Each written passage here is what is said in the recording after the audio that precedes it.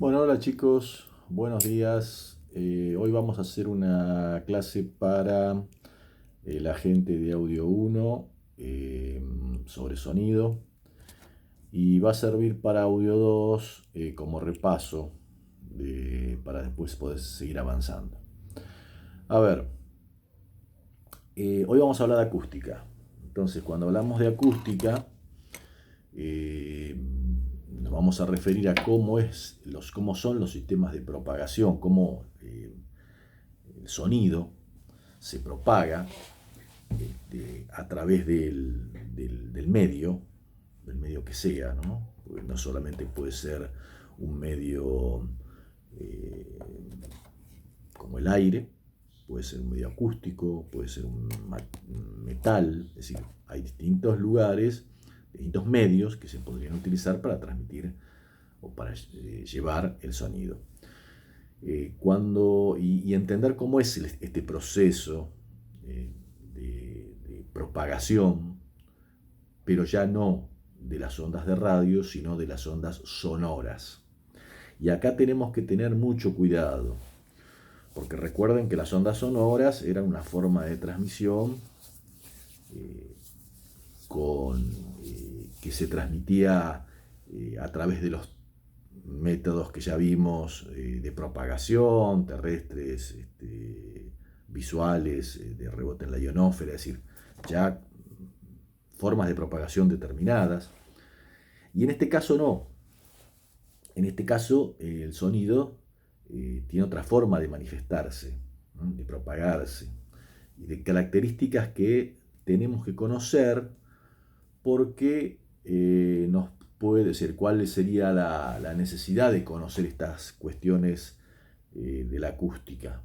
Bueno, una podrían ser las de poder determinar o no digo calcular porque el cálculo es un cálculo de ingeniería extremadamente complejo, dedicado solo a especialistas de la electrónica y de la ingeniería en acústica, pero sí poder determinar o entender por qué tales cuestiones, por qué en un recinto donde existe un estudio, ya sea de radio, de televisión, tenemos reverberación o por qué no la hay, si la necesito, o cuáles son las condiciones para bajar algunas de los parámetros que me están perturbando la utilización de ese estudio, es decir, por distintas cuestiones y por lo menos entenderlo. Eh, Vuelvo a insistir, si uno tuviera que calcular esas cuestiones, por ahí serían más complejas, pero sí por lo menos entender de qué se trata. Entonces, lo que acá tenemos que tener en cuenta es que la acústica es una parte de la física, que estudia los sonidos y los fenómenos que en ella se generan. Eh, la palabra en este puede tener varios significados, es decir, hay que entender que es fundamental para el entendimiento de los procesos del sonido. Cuando hablamos de sonidos, podemos decir que los sonidos pueden ser transversales o longitudinales. Supongamos una cuerda sostenida, no sé, en un gancho en la pared y del otro lado libre y que yo la sacuda. Esa cuerda va a producir ondas que son transversales, es decir, se quedan en el medio que las produce. Mientras que las ondas que nosotros vamos a poder escuchar, que vamos a poder percibir, son las ondas longitudinales, que son las ondas que en definitiva van a producirse a partir de estas ondas transversales, es decir, a partir de ese movimiento, las ondas que son longitudinales son ondas que sí se transmiten al medio. Cuando hablamos de transmisión, es decir, cómo es la transmisión, es de molécula en molécula, pero acá lo que existe no es un movimiento molecular, como ocurre, por ejemplo, en otros medios, sino acá lo que hay es presiones de moléculas sobre moléculas, pero manteniéndose las moléculas en las mismas posiciones, en el mismo lugar. Es decir, lo que existe una presión de una molécula sobre la otra, y de esa manera se va transmitiendo el sonido. El ejemplo que se utiliza es el de la varilla, una varilla metálica con varias cuerdas y con bolitas en las puntas de las cuerdas, unas tomadas a la varilla y las otras, las bolitas colgando, ¿no? Bueno, si yo agarro una de esas bolitas, la desplazo y la largo, ¿qué va a hacer esa bolita? Va a golpear la otra bolita, esa va a golpear a la otra y así sucesivamente. Esas son las moléculas que presionan a las siguientes, pero que en definitiva, ¿qué hacen después esas bolitas cuando termina ese movimiento? Quedan en la misma posición, o sea, no hubo desplazamiento, no hubo movimiento, sino hubo presión sonora. Esto es importante tenerlo en cuenta. Para que exista sonido, estas presiones deben ser, para que exista este sonido, estas presiones sonoras deben ser armónicas, deben ser sucesivas y deben ser oscilatorias. Una forma es la de poder obtener esa situación, es con el conocido diapasón. Bueno, hoy que se utiliza para ajustar guitarras, las cuerdas de las guitarras y demás. Hoy existen en el mercado diapasones que son electrónicos, pero si nos remitimos a los diapasones antiguos, a los primeros diapasones, eran una maderita con una varilla metálica, muy finita, la varilla metálica, una planchuela, pero muy finita, que al desplazarla, bueno, la lapicera no la puedo mover, pero si yo hiciera fuerza sobre este punto, acá está de este lado está la madera, o el sostén, si yo la desplazara y esto se pudiera mover, cuando yo la largo, esto va a hacer este movimiento. Este movimiento no es más ni menos que, por un lado, yo lo que estoy haciendo en el medio, que es el aire, es de este lado presionar las moléculas, que cuando lo suelto, lo que va a hacer es expandirse las moléculas y presionarlas del otro lado. Y después pasar por el punto, digamos, de inercia, del punto cero, para volver a hacer este movimiento tantas veces como la oscilación se produzca, es decir, hasta que esta planchuelita termine por problemas de inercia, termine otra vez en la posición de estabilidad. ¿Tá? Entonces yo cuando aprieto, presiono las moléculas del aire y al largarlas hago este movimiento. Este movimiento es el que produce un sonido. Ustedes escucharían un sonido. Bien. Para eso entonces por eso tiene que ser armónico, tiene que ser sucesiva y tiene que ser oscilatoria, tiene que ir y venir. Si yo ese movimiento lo traspasara a un papel, yo no tengo forma en estos momentos de mostrar pero hay muchos videos de audio donde lo muestran, no sería ni más ni menos que este movimiento hacia abajo, hacia arriba, al centro y hacia abajo, no sería más ni menos que una onda senoidal, donde va a máximo positivo, pasa por cero, sube a máximo negativo y después pasa volutamente a cero. ¿Está? Todo eso forma una sinusoide. Y esa sinusoide no es más ni menos que una onda senoidal, que es lo que nosotros estamos percibiendo de ese sonido, un sonido puro, un sonido de tantos hercios. Se mide en ciclos por segundo o hercios. Bien. Entonces, en este caso hemos hablado de una transmisión, una propagación de un sonido en el medio ambiente que es el aire. Pero este medio ambiente puede ser el agua, puede ser el material, el cobre, la plata, es decir, hay muchos materiales que permitirían poder transmitir el sonido, ¿no? Y que las velocidades de transmisión en cada caso serían distintas, ¿no? Variaría la velocidad de propagación. Eso es importante tenerlo en cuenta. Así que la velocidad de propagación es de 340 metros por segundo en el caso del aire, pero que varía.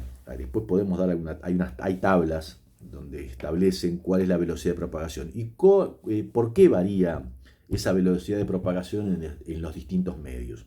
Bueno, porque depende de las moléculas del medio donde nos vamos a propagar ese sonido. Esas moléculas van a estar más cerca de las otras, y va a haber moléculas que van a estar más cerca de las otras. Depende del material, el medio. Entonces, esta molécula está más cerca, esta está más lejos. Cuanto más lejos están las moléculas, más lento va a ser el traspaso de esa energía. ¿Por qué? Porque esta molécula va a tener que un tiempo para llegar a esta y presionarla, y que esta presione a la siguiente y después volver todo a su posición original. Mientras que si las moléculas están muy cerca, van a presionar rápidamente y la velocidad del sonido va a ser mayor, ¿no? Esos serían los datos por el cual la velocidad de propagación varía según el medio en que se propaga. Después, existen ciertas características que tiene el sonido, que esos son datos importantes para ustedes. ¿Cuáles son esas características que tiene el sonido? Una de ellas es la amplitud. ¿Qué es la amplitud? El nivel que alcanzarían, si fuera de nuestro diapasón, el máximo y el mínimo. No el cero, sino el máximo y el mínimo. O al revés, perdón, hoy estoy medio torcido en los datos. El máximo y el mínimo. Esa sería la amplitud. En una señal sería desde un pico hasta el otro, la amplitud pico a pico, por ejemplo. Hay otras que serían otros datos respecto de la amplitud, pero en definitiva sería eso. El periodo, que es el tiempo que tarda la señal en pasar un ciclo, es decir, o el diapasón, pasar 2 veces consecutivas por el mismo punto, ¿no? Pasar 2 veces consecutivas por el mismo punto, ¿no? Que sería el nivel de estabilidad, que sería el cero en nuestra onda senoidal. La amplitud instantánea, que sería la amplitud en un punto determinado de esa onda senoidal, en cualquier punto que nosotros queramos saber, ese sería el punto instantáneo. La amplitud pico a pico, que dijimos que era la amplitud que toma esa señal desde un pico máximo hasta el pico mínimo. El ciclo, la frecuencia, que es la cantidad de ciclos por segundo que tiene nuestro sonido. Esos serían, o el periodo que es la inversa de la frecuencia. O sea, la frecuencia es 1 sobre el tiempo. ¿Está? Bien, o sobre el tiempo o sobre el periodo, mejor dicho. Nosotros le ponemos T al periodo, pero bueno, sería sobre el periodo. Pero en definitiva es eso. Es decir, cuando hablamos de frecuencia, hablamos de la cantidad de ciclos que nosotros tenemos de esa señal por cada segundo. Esos son datos que son de suma importancia para poder determinar características que son propias del sonido y que nos permiten ¿qué cosa? Y nos van a permitir de alguna manera determinar distintos parámetros en el comportamiento. En el comportamiento, por ejemplo, cómo es del sonido en una sala donde puede ser con características de construcción determinadas. Entonces yo necesito tener datos, características de ese sonido. ¿Cómo se transmite el sonido? El sonido se transmite en forma omnidireccional, es decir, el sonido se va a transmitir. Yo hablo en estos momentos y mi sonido va a salir en todas las direcciones. Va a haber presiones de moléculas de aire que van a presionar unas a otras en todos los sentidos, en los 360 grados. Y cada una de esas presiones va a hacer que ese sonido se desplace. Yo digo hola, ese hola generó un desplazamiento de un movimiento de moléculas presionando a las otras moléculas del aire, volviendo a su posición original, y así sucesivamente hasta un espacio, hasta una distancia, mejor dicho, que imprime esa energía que tiene mi voz en ese momento, esa presión sonora que yo pongo. No es lo mismo que yo hable bajito, donde mi presión sonora va a ser menor, y entonces la distancia que yo puedo recorrer va a ser menor. A que yo hable fuerte y mi presión sonora sea mayor, de manera tal que la distancia en la cual yo puedo desplazar esas moléculas de aire, porque es el medio que tengo en estos momentos, sea mayor. Esa es la idea.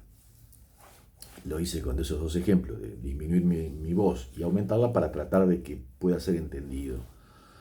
Pero bueno, son temas no complejos, a este nivel no complejos, pero importantes, porque, vuelvo a insistir, es decir, la forma de propagación es omnidireccional. Y acá es importante entender que la forma de propagación difiere en un 100% respecto de la propagación si hablamos en lo que es el campo electromagnético en radio o en televisión. Bueno, me refiero a las de radio. Eso es importante tenerlo en cuenta, es decir, no podemos asimilar las dos de la misma forma. Acá no existen formas de propagación visuales, ni de rebote, ni terrestre. No, acá los mecanismos de propagación son diferentes. Y las características del sonido son esas. Y el sonido se transmite, bueno, de molécula en molécula, presionando y no generando un movimiento de la masa de la molécula misma. Esa es la idea.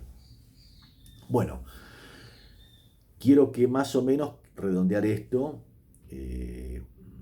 para que en la próxima charla que tengamos, ahí sí vamos a hablar un poquito del sonido ya en los recintos, a ver cómo hacemos con ese comportamiento de este sonido que nos genera en algunos casos ventajas, en otros dolores de cabezas. Bueno, nos vemos entonces en la próxima. Que lo pasen bien, chicos.